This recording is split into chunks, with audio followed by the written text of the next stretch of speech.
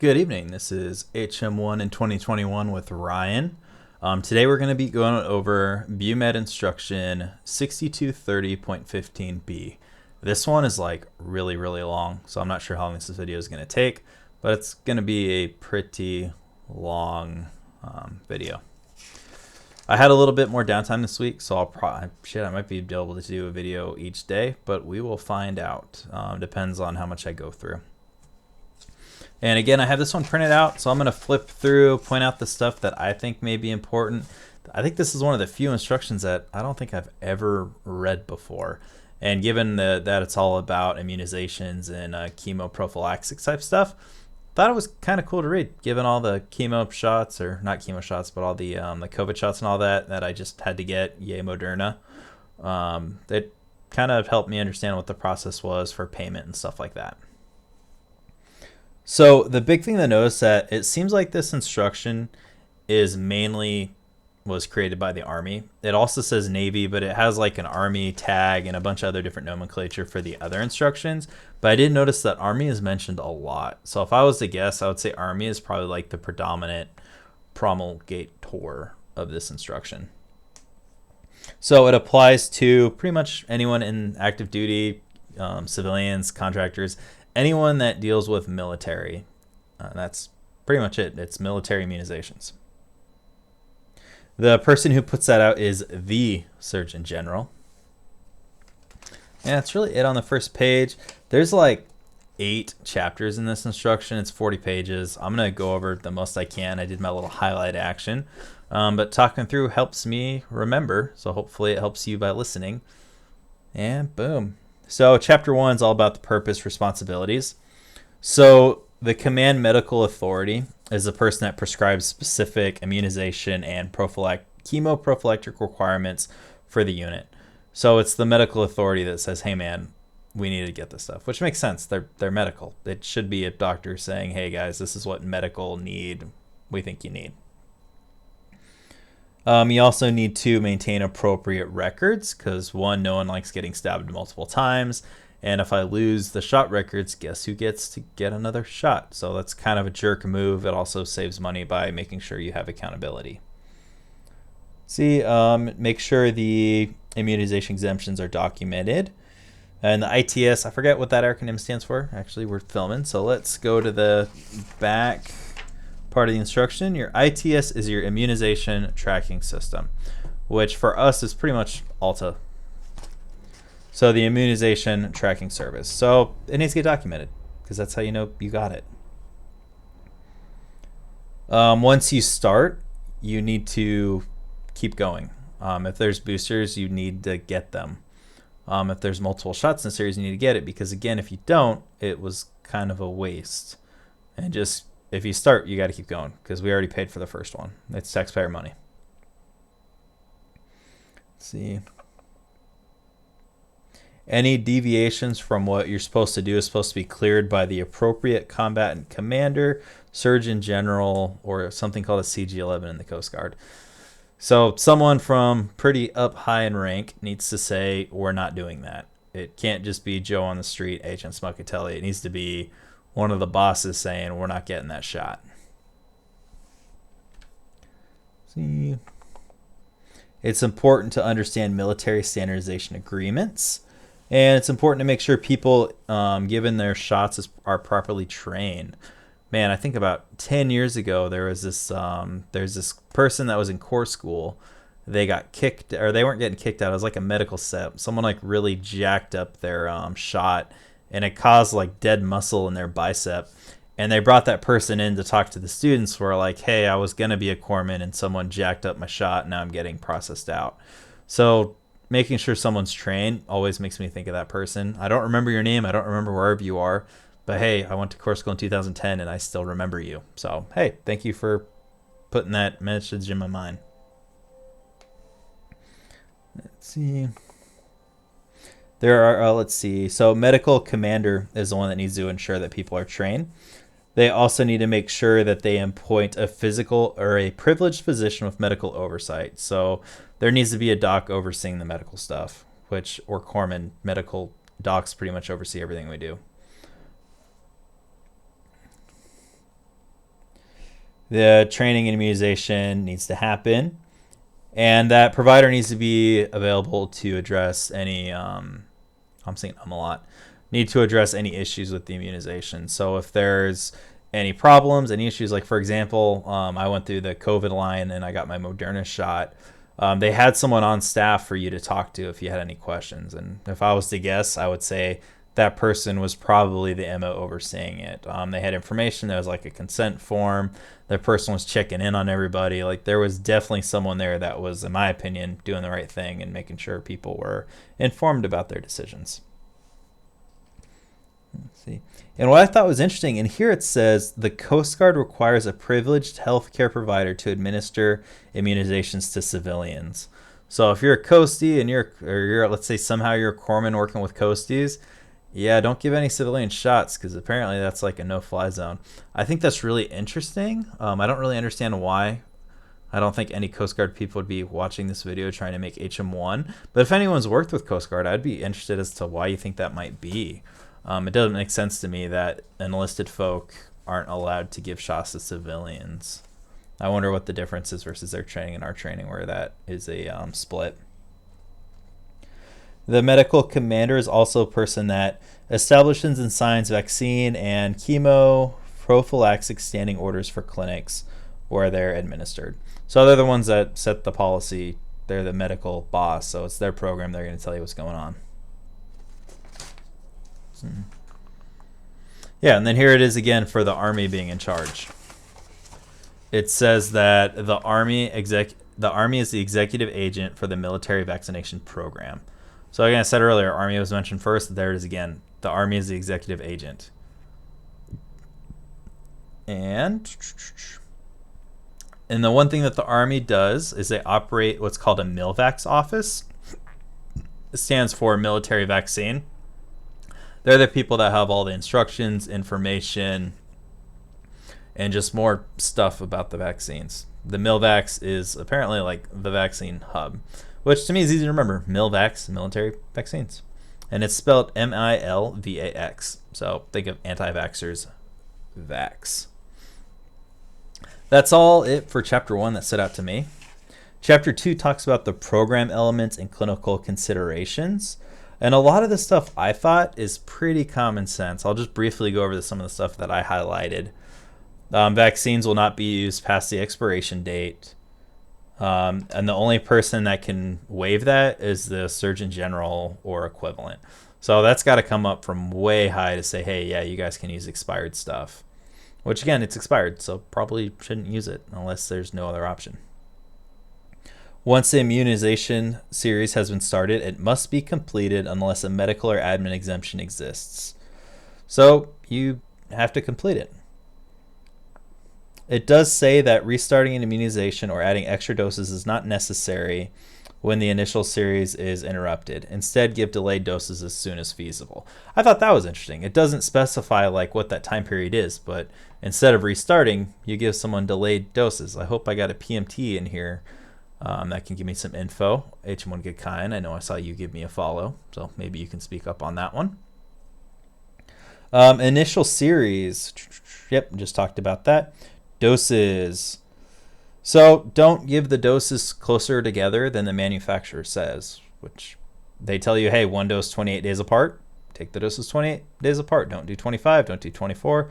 Stick with the 28. Plan so the second one isn't like on a weekend or something, unless you really enjoy getting, those are not the shots I would like to have on a weekend.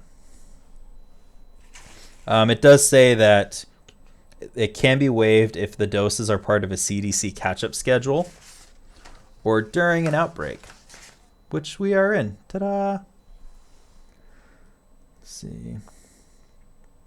So for vaccine or booster doses, may be administered for types of vaccines. It doesn't tell you which specific ones in the instruction need boosters, but I assume it'd be pretty obvious and probably more of the PrevMed instructions I'm going to cover later on. It does say that the booster dose is usually recommended or required to increase immunity back to protective levels. So the whole point of the booster is the shot is not a one and done. 5 years, 10 years down the road, I think it's tetanus every 10 years. You get your other tetanus shot, and then it brings your immunity stuff back up, and you're supposedly safe for another 10 years. See, when you have to give someone simultaneous vaccinations, they need to happen in different limbs. So I like to think of in boot camp where they had the cattle prod things going on, hitting you on both sides walking down the line, different limbs. It does say if different anatomical sites are not possible, so they don't have to be on different arms, but you should. If that's not possible, they need to be separated by 1 inch. So remember that is a number. So that's probably maybe on the exam, I don't know, but as a number, have them 1 inch apart. If I was to guess, because of given current stuff, I would be surprised if there's not a lot of vaccination questions on the exam. I know it changes every cycle. I think it'd be really weird if there's not a lot of questions on this kind of stuff. That's my 2 cents. I'm going to say that, and there's not going to be a single freaking vaccination question on that exam. Watch. Let's see. There's also spacing for live and inactivated vaccines. So I don't know a lot about how vaccines work, but I know that the essence is live vaccines have some sort of living little funkies that are in there that help your body, whereas the dead vaccines somehow change your body or something, but they're not like, wee, I'm living in you. They help you, but they're not actual organisms. I hope. Again, someone comment if you know more, because I don't. Let's see. So 2 or more inactivated vaccines can be administered simultaneously. So for inactive vaccines, dead vaccines, you don't really have to worry about it. Shoot them up, line them up, give them all. But for, let's see, and also you can mix inactivated and live vaccine. 2 or more live vaccine viruses must be administered together or separated by 28 days. So you either have to do it at the same time or split it by 28 days. For me, the 28 days, that's 4 weeks, but that's also like the unit dose vial thing for how long you can have a multi-dose vial. So the 28 days is something that is already kind of burned in my mind. So I think 28 days is probably pretty easy to remember for how far apart they need to be spaced. Let's see. So one thing that I thought was interesting, I did not know that live vaccines can mess with your TB result. So if you're getting the TST, the tuberculin skin test, the live vaccines can jack it up. So they actually have some guidance on here on what to do if you have to get it coming up for like your PHA or whatever. So a couple of the things you have to do if you are getting a TB is either do it on the same day. My guess is it takes a while for the live vaccine to do its stuff in you. So maybe if you do it at the same time, it's not as obvious. It also says that the TB test needs to happen 4 to 6 weeks after. So again, there's that 28 days plus 2 weeks, so 4 to 6 weeks. And administer the live vaccines once the TB test is read. So if I've already tested, no one's looking at it anymore. So go ahead and give me those shots. Makes sense. And that's all. Oh, actually, there's more on chapter 2. For logistics, the big thing here is requisitioning procedures and reimbursement are prescribed by the supplying activity.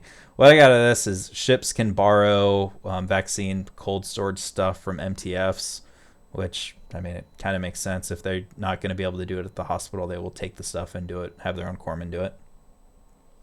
Storage and handling. So each pharmaceutical manufacturer has guidelines for how they like their stuff to be stored. Keep it that way. I know one of the big backdraws of like the Pfizer vaccine is it has to be like really, really, really cold. So we need to keep it really, really, really cold, or we just wasted a bunch of vaccines. Vaccines need to be administer vaccines shortly after withdrawal from single dose or multi-dose vials in accordance with the manufacturer's package insert. So you're not going to draw up like 100 needles and leave them laying around and have people come through. It needs to be drawn up. It doesn't give a timeline, but I'd imagine pretty much draw it when you need it, in case because you could like waste stuff. Single dose vials are meant for one-time use only. No figure, they're single use one time. Discard all single dose vials without protective caps. So if there's no protective cap on it, it's been exposed to the air and whatever nasties, so get rid of it. For multi-dose vaccine vials that do not require reconstitution, doses can be administered until the expiration date printed on the vial or vaccine packaging. So if you don't have to add anything to it, it's pretty much good until it expires. Maybe I'm thinking of that as like the I don't really know, but I know now that it's good indefinitely if it is a multi-dose vial that does not require reconstitution.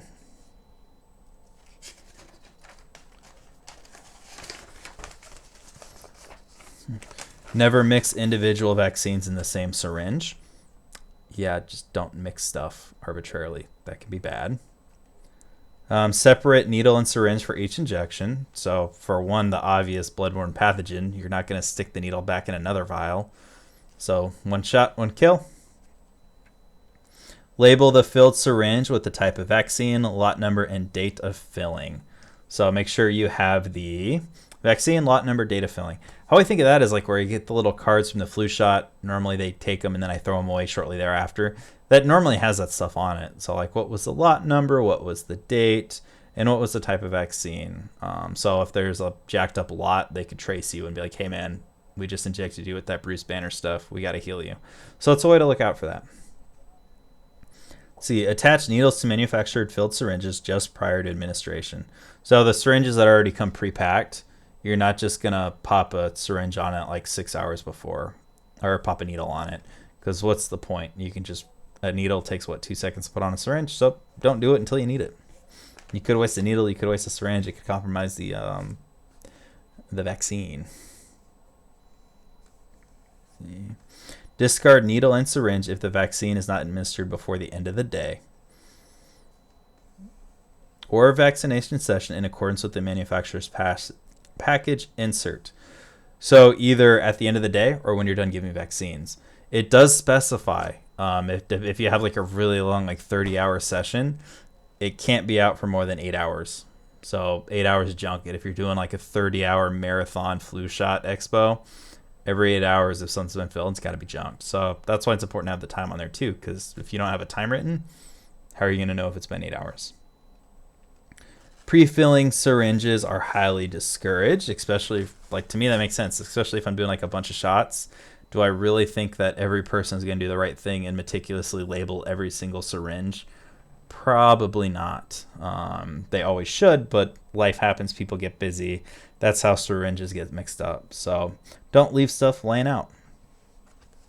Here's some temperatures. Again, this is probably what I'm going to focus on because I noticed for the advancement exam, multiple choice questions, they love their numbers. So refrigerated vaccines are at a temperature of 35 degrees Fahrenheit to 46 degrees Fahrenheit, or 2 to 8 Celsius. So again, that's 35 to 46 Fahrenheit. That's 2 to 8 Celsius. I'm going to have to read that many, many more times to try to memorize it. That's where the Blue Jacketeer study kicks in. Frozen vaccines need to be at 5 Fahrenheit, which is converted to negative 15 Celsius or lower. Standalone fridges or freezers are recommended for the storage of vaccines. So you don't want to have your Pfizer vaccines in the same thing you have your fried chicken or whatever you're eating. Man, I can go for some fried chicken. So don't mix your food in that. It needs to be a specified walk-in fridge, freezer to store the vaccines. Normally they have like special locks where only certain people can get into it. Keep temperature logs for at least 3 years. I'm pretty sure that's because a lot of these vaccines need to be at very specific temperatures. And if it's jacked up, you might give someone some jacked up stuff. So keep it in the temperature it's supposed to be. And keep the log. So if someone has an adverse reaction, they can look back within the last 3 years. Well, was this left out? Did something happen to the temp log? They can check it. I know pretty much every place that I've had to stand that awesome hospital quarterdeck, I've had to go check the vaccine freezer or the temperature on like the different immunization stuff. I don't think there's been any hospital I've been to where I haven't had to do that on watch. See, make sure there's an alarm system. Oh man, when I was stationed in Jacksonville, that thing was so loud. I will never forget that beeping. It would beep randomly at like 1 to 2 a.m. and then I'd call someone and they'd be really angry. I'd call them, and then the second they came in, it would stop beeping and there would be no issues on the machine. That thing was annoying. So those alarm systems that can be monitored or need to be monitored 24 hours a day, 7 days a week. So there needs to be a system that pings if they're either too hot, too cold. See, So there needs to be a monthly test of the entire alarm system. So we got to make sure it's working. I'm surprised it's as infrequent as monthly. So every month you got to check it. And then those, again, 3 years. So look at that. 3-year temp log, 3-year temp logs, 3-year, 3-year test records. It also gives how big of walls they want styrofoam coolers. So 2 inches. So we got our 2-inch coolers. Let's see, for disposal, discard per local policy. Contact the pharmacy or logistic officer for specific policy. So ask pharmacists, hey man, what do we do with this? And label potentially compromised vaccines with the word do not use. So if I have a pile of vaccines sitting on one table, I can't just assume everyone knows that's my jacked up vaccine table. I need to mark each one. Don't use, don't use, do not use. Be fancy. Don't write do not use. It does specifically say do not use in quotes. Hypersensitivity. So if someone reports a hypersensitivity to a vaccine, tell them to go away, get checked out. Make sure that it's safe for them. I don't want to be the guy that gives someone a reaction when it's something I could have just asked if they had sensitivities to it. And then if they have that hypersensitivity, refer them to an appropriate medical specialist unless the health record has a prior consultation. So if you're like, hey, do you have a sensitivity? And they're like, yeah. I'm like, hey, do you need to talk to the doc? They be, dude, I just talked to someone last week. I don't need to do that again. It's on my record. Go check. So if it's already happened, you're pretty much good.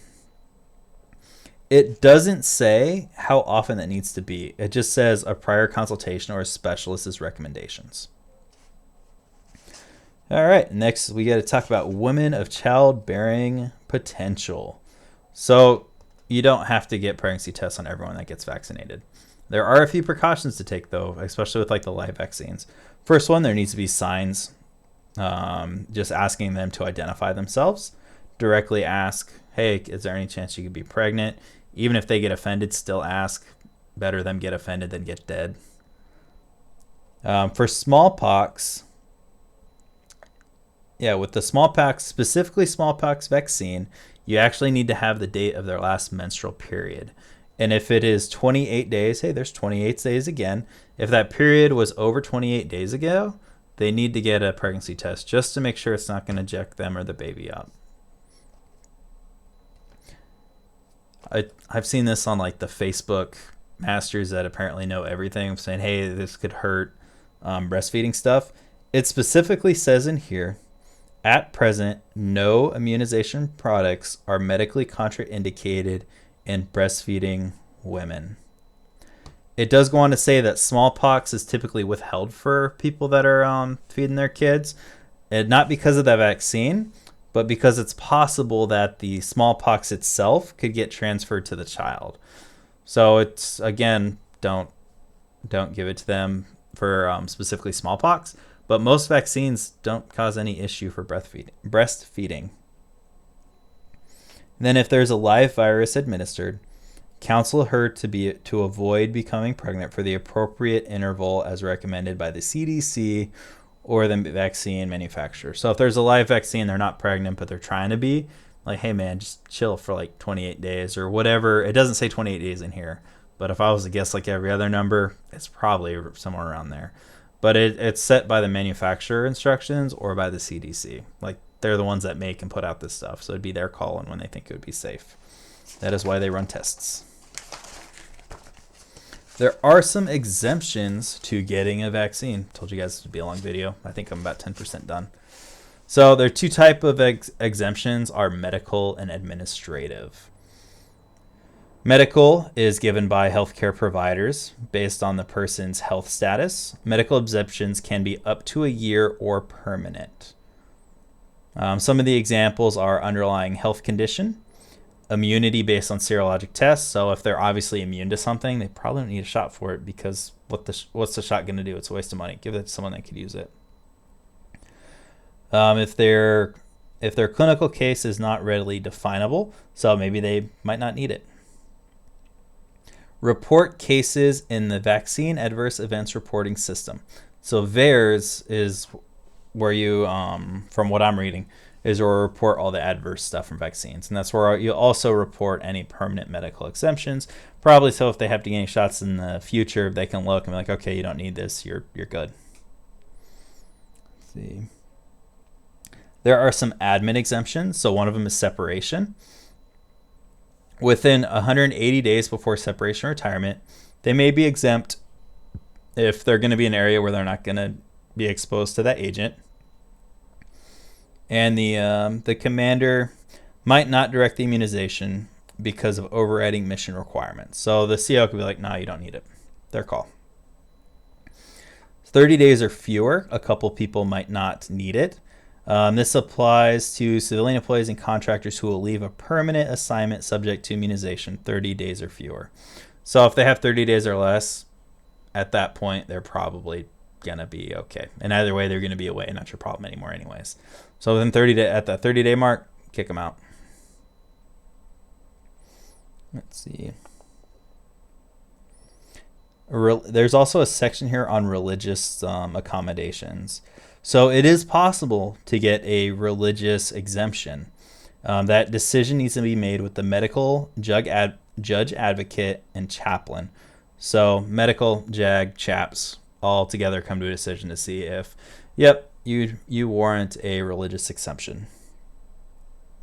For Navy and Marine Corps, waivers are granted by case-by-case basis by BUMED. So that's going from the top. BUMED themselves are the ones that approve any religious accommodation, religious exemption.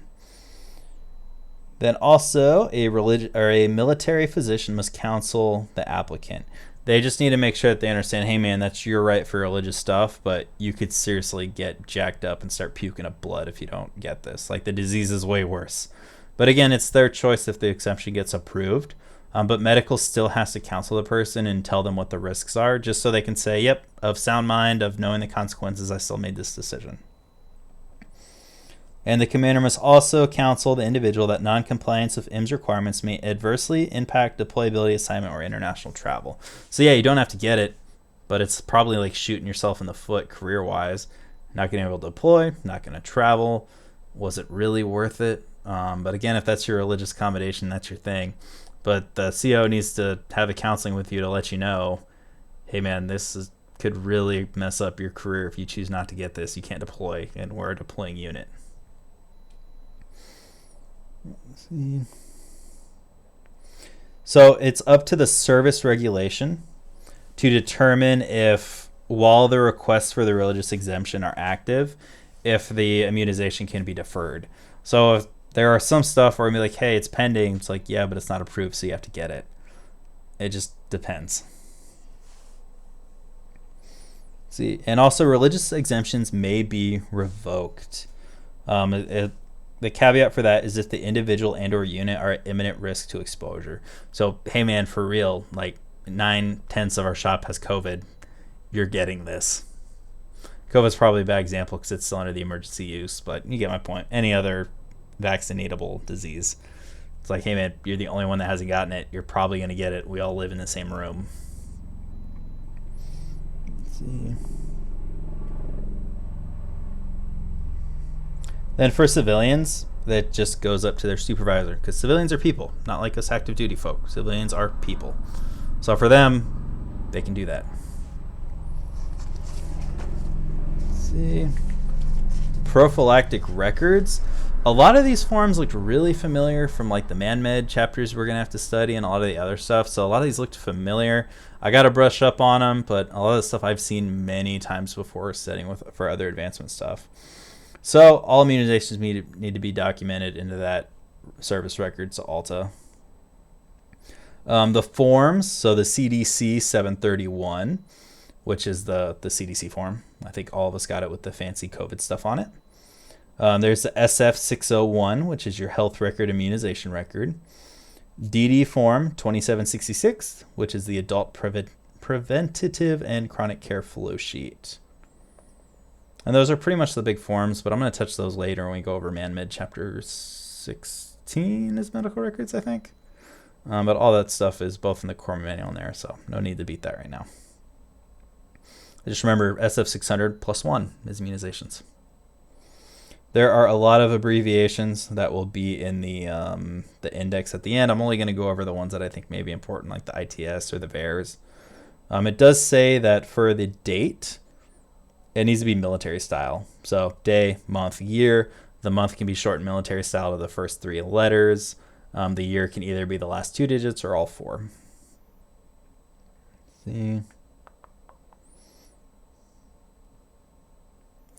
Our BUMED is Navy until the DHA full takeover.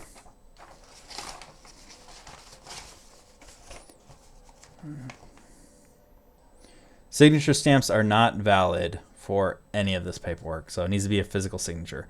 I don't think people even use signature stamps. I haven't seen one ever, I don't think, in my career, but it needs to be an actual physical signature, not a stamp. Let's see. So if someone lost their immunization record, just assume that they've gotten all their shots in boot camp unless told otherwise, because it's part of accession, so it's highly unlikely they wouldn't have those.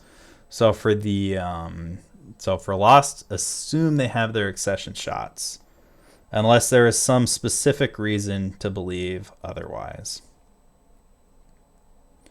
Personnel who administer any vaccine will be provided a written copy of the VIS and allow sufficient opportunity to read the most recent information. So if you're about to get a shot, or if you're given a shot, it's probably good to have some educational materials like, hey, this is what this can do to you. Again, when I was in the COVID line I think about a week and a half ago, they had a whole table just full of educational materials for people to read. According to this, it's because they had to, not because they were being nice. It is per the instruction. That's what they have to have out there. Let's see. Healthcare personnel who administer vaccines will annotate that the vaccine information sheet was provided. So they have to document also that, yes, you were provided a VIS. Whether you took it or not is on you, but it was there on the table for you to grab. Let's see. So the injectors is what I referred to earlier as the cattle prod from boot camp. Only FDA-approved vaccines can be put in those devices. So you can't just load up any vial into one of those. It has to be a specific approved FDA thing to work with the injector. Emergency response. So this is something like the CYA type stuff that every vaccine person needs. So one person needs to have CPR. Yeah, if you keel over after getting a shot, probably a good idea to have someone be able to resuscitate you. There needs to be a stethoscope, a blood pressure cuff, and 3 adult doses of epinephrine, which is the 1 to 1,000. So 3 doses of epi.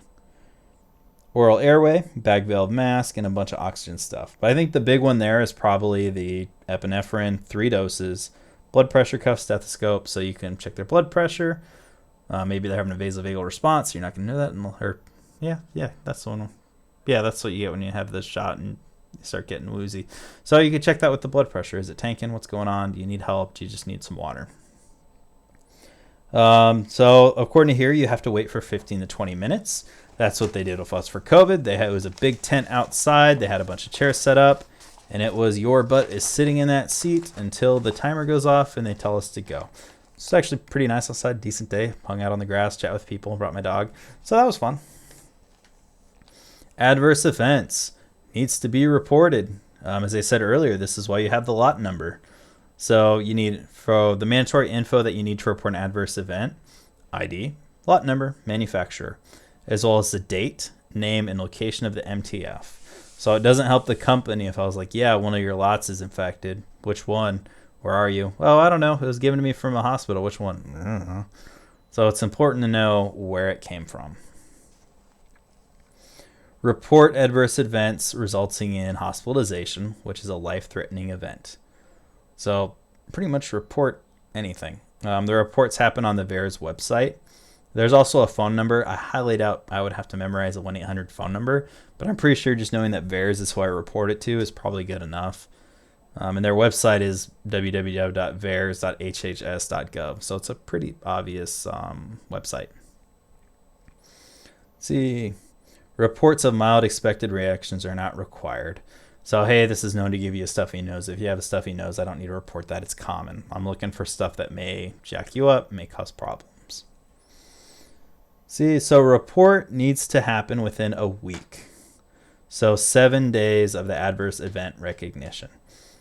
So again, there's another number. It needs to be notified within a week, which is more time than I would imagine. But hey, you got 7 days. I'd probably recommend doing it immediately. But you have a week before you have to report it to VAERS. So the original report needs to go to VAERS or the MedWatch office. And then a copy needs to be filed with either VAERS or the MedWatch office. Then you also need to notify the USAMMA or the vaccine manufacturer if contamination is a problem or suspected. So if I think it's contaminated, I need to report that. See, and it specifies, so hey, for those of you people looking for disability, it says that an adverse reaction to a DoD-directed immunization in service personnel is a line of duty condition. So it's important to note if I got jacked up because of a shot that I was required to have. See? And MTFs need to provide full access to reserve component members for evaluation and treatment. So if it's a drill weekend, or even if it's not, and they have to go in to get their shot, they have access to the MTF because it's due to the shot, which happened them being in the line of duty. Let's see. And the unit will provide assistance with any pay status and compensation. So it'll be the reservist unit to figure out how like the cents and money goes. And then for blood donation, pretty much contact your local ASBEC. Coordinate the administration of live vaccine after scheduled blood donation activities when possible. So it's way more preferable to donate blood after you've gotten a bunch of vaccines. And that's it for chapter 1 and 2. There are many more chapters to go. Chapter 3, personnel subject to immunization. All the military accessions are pretty much the same. It goes on for like 2 pages, but basically one set of vaccines need to happen within the first couple weeks of accession, boot camp, ODS, any other way to join the military. The second one about halfway through. So there's 2 series, which I fondly remember, P-Days, and then the other one a few weeks later, the peanut butter shot. Yes, I will never forget having to do those at different times. Right when I started to feel better from one, it was time again. So just remember there's the 2 different series, and they split them up. It specifies in here which ones go where, but that there are so many different pages that I'm not going to remember all the timelines. There is a lot of 28 days being mentioned. So live vaccines must follow the 20 days after an earlier live vaccine. That was reported early in the instruction. Again, if what I found in exams, if something's reported again and again and again and again throughout an instruction, it's probably important. Even if it's not in the exam, it's probably something I should still know. Like 28 days between live vaccines. I think I've said that 5 or 6 times in the last 40 minutes. Military personnel. So immunize active duty personnel in accordance with Appendix D, which in this instruction is just immunizations for military folk. Let's see. Then again, reserve component, same thing. Aviation personnel. Here are some interesting questions that they may throw for a curveball. If you are aviation, you are grounded for 12 hours after getting a vaccine. There are some caveats in here for different branches. It says Air Force, 4 hours post-vaccination. Navy, you got to go to the aeromedical reference. So that's kind of specific. But it does say that's specified by the flight surgeon. So the doc that's with the air guys are going to tell you how long they're going to be grounded for. But in general, it's 12 hours unless told otherwise by someone higher than you. Higher than medical anyways. Let's see. If they have any reaction, which is specified as urticaria, hypersensitivity, pneumonia, or anything that would really mess you up, you got to wait 72 hours so you can fly again. Don't want you to keel over while you're strapped to giant bombs under you. Kind of makes sense. Let's see. For our travel, each service PrevMed authority maintains current health assessments. So I think of that as, what are the red zones? What are the green zones? There's so many red zones in mainland Japan right now. Where can you go? Where can't you go? But I'm pretty sure they mean more like, hey, smallpox is prevalent here. Malaria is prevalent here. Take your doxy. What do you need? Let's see. For short notice travel, administer the first dose of the basic series and then give as many subsequent doses as time permits. So if it's like super short notice, I'm still going to start it. I'm going to give them as many as I can, as safely as I can, and then when they come back, they're going to finish it. But I'm at least going to try to give them something because it's better than nothing. Let's see. So for civilians and family members, they get their shots just like anyone else. But when I say civilian, I mean specifically government service civilians, so not contractors. Contractors are specified different in the instruction, which I'll touch in a minute. So pretty much GSs and family members, and GSs, family members, active duty family members, all their stuff is free by the MTF. Contractors, it needs to be in their contract. They are responsible for providing appropriate immunizations to their employees. By they is the contract company. So that stuff needs to be written in their contract that they're getting it. And their company are the ones that are supposed to pay for it. Let's see. And family members of contracted workers in foreign duty settings under military sponsorship will receive country-specific immunizations without charge. So the family members for contractors will get it, but not the contractors themselves, unless it's in the contract. Document counseling in the health record. Let's see. So any schools, childcare, they all get vaccines to take care of our kiddos. Let's see. Foreign nationals, they receive immunizations required for entry in the United States and by local jurisdictions. Detainees, it is a choice for them. They need to have, they are voluntary. They are without charge to the detainee, but they do have to consent. And it sounds like you have to explain it in their language too. So they have to be able to understand you and be able to provide true informed consent before getting a shot. And that's it for the people who can be immunized. Chapter 4 has some specific immunization requirements. It goes over a bunch of different types of stuff you can get immunized against, and it has a little specific. It goes on for like 2 or 3 pages. I'd recommend just reading that. I know for me, that's small stuff that I'm not going to be able to memorize in the next month. I started a little too late for advancement studying. There's so many other things I could use that effort for right now. But the next cycle, when I didn't wait until 3 months prior to start studying, I will hit that hard. Chapter 5, chemoprophylaxis, which is defined as the administration of medication before, during, or after possible exposure to an infectious disease to prevent either infection or disease. So it's kind of like a precursor. Yeah, you might have been exposed. You might not be showing symptoms yet. That is treating aggressively so it doesn't turn into like the oh no moment. So that's where we treat it as soon as humanly possible. And then it gives some specific ones. Some of these I'm going to mention because I think they're the big ones. So chemoprophylaxis for anthrax, Cipro and Doxy. For strep is penicillin, azithromycin, the big ones. Influenza. I did not know there was a chemoprophylaxis for influenza, but it's in the instruction. Antiviral therapy.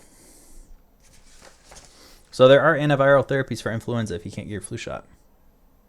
Lepto, Doxy. Malaria. That's one you think I would know. That doesn't give the specific medications, but I know that's in some of the other instructions. I think on this bid there's a malaria instruction, but I'm not sure. I'd have to reread it. Let's see. Doxy for scrub typhus. Here's an interesting one. Traveler's diarrhea. Chemoprophylaxis for traveler's diarrhea is only recommended when it would compromise a mission. Just my rudimentary medical knowledge without looking too much into off the top of my head, I would say that's probably because in general, diarrhea is kind of a good thing because it's your body getting rid of the nastiness. So unless that really interferes with the mission or where you're at, it probably just let it go, pun intended. It'll eventually work its way out and just bear through it.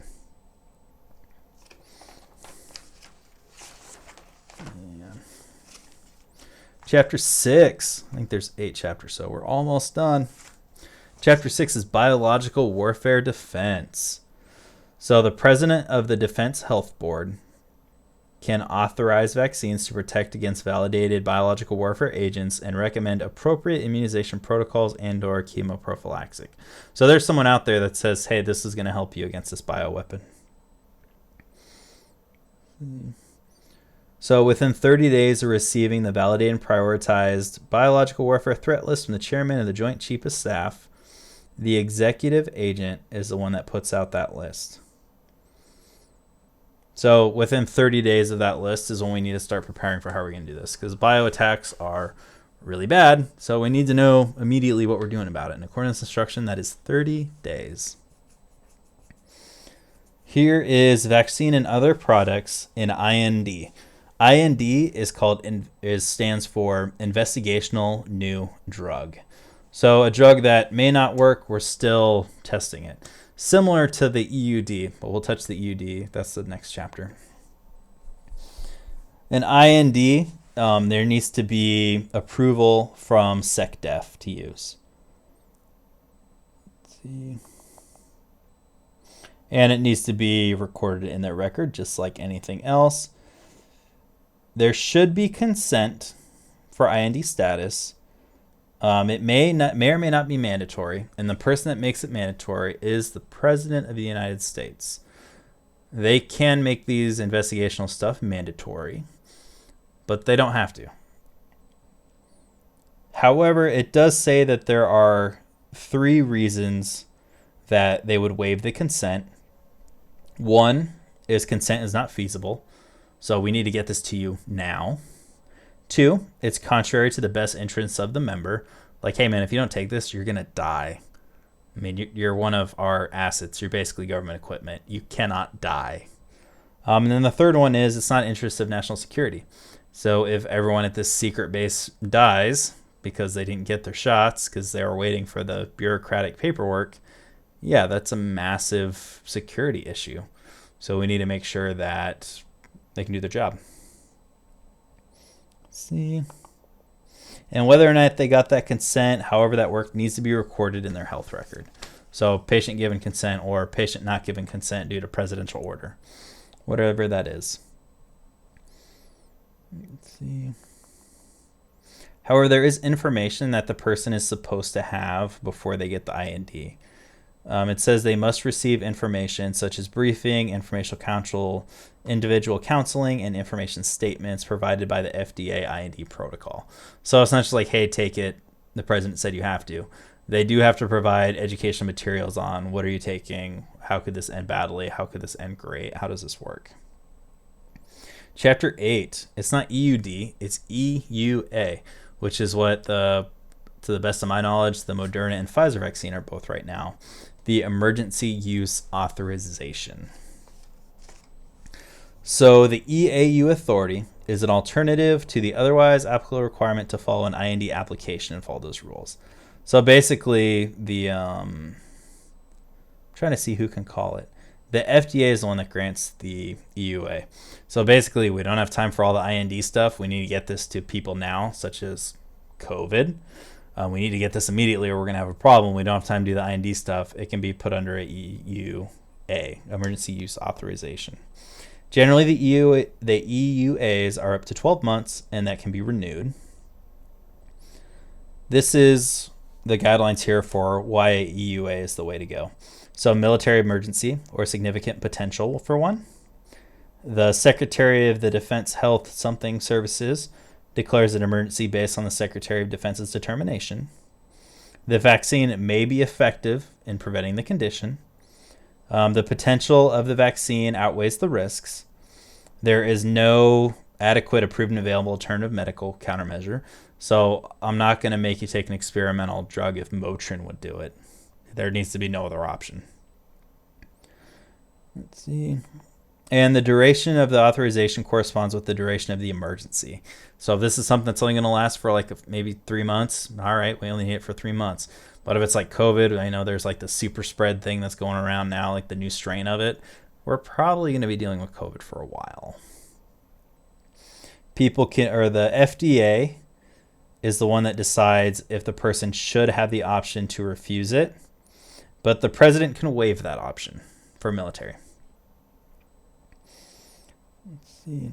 All of EUA vaccines need to be documented as such in the medical record, and they need to receive the information. So I said earlier, all the COVID information was out there. It's because it has to under the EUA, but it has to for any other vaccine. So that's not really a difference. Let's see.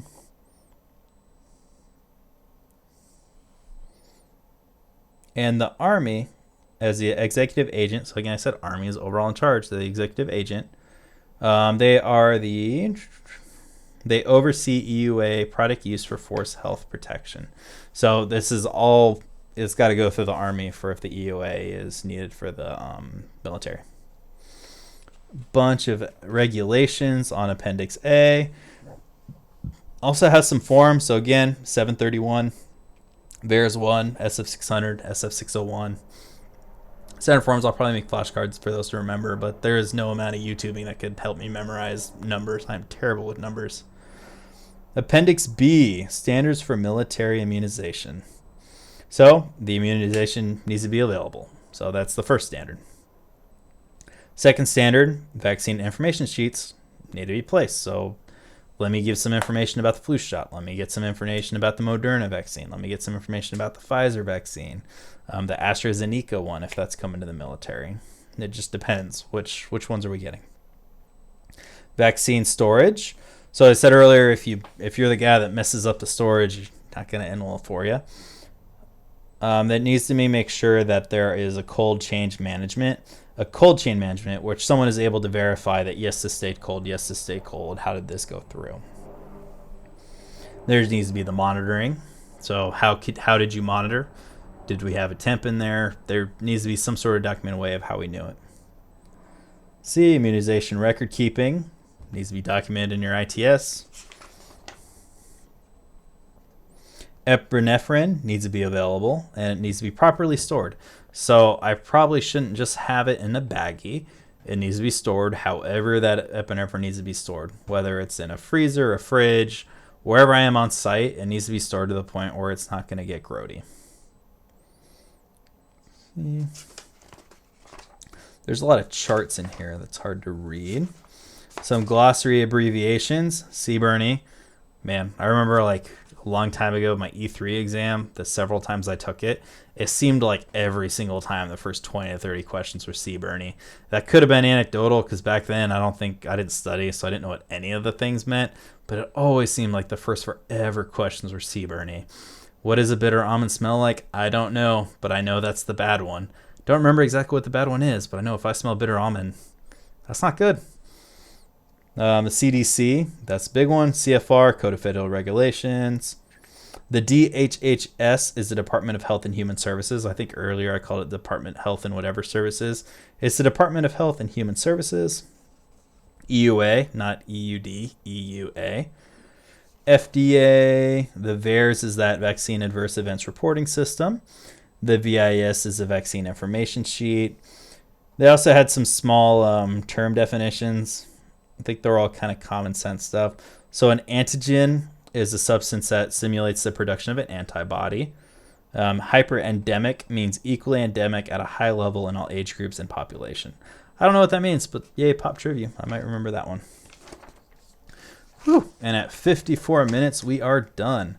Again, this was BUMED Instruction 6230.15 Bravo, all about immunizations. Since we're at the end of the video, I'll say the name of it. It's the immunization and chemoprophylaxis for the prevention of infectious diseases. Again, I would say this is probably one of the more important instructions to study because COVID, and I mean, if I was a chief, that's what I would put a lot of questions because that's the world we're in right now. It's important to understand this kind of stuff because any of us could be having to give shots. And realistically, as HM2s, it's our job to oversee this kind of stuff. So make sure you understand what's going on, especially like if you work in IMS. And again, if there's any people over here that do work in IMS, please let me know if there's anything I misunderstood, misinterpreted, missaid. That's just going to help me study. It's been a really long day. I'm pretty exhausted. So again, thank you so much for watching my video. I made some really funny merc. I'll post the Redbubble link in the comments. But just remember, until March, whenever we take the test, because it's staggered for E5s because of social distancing, make notes, not art. So stop doodling, make notes. If you have time to doodle, you have time to study.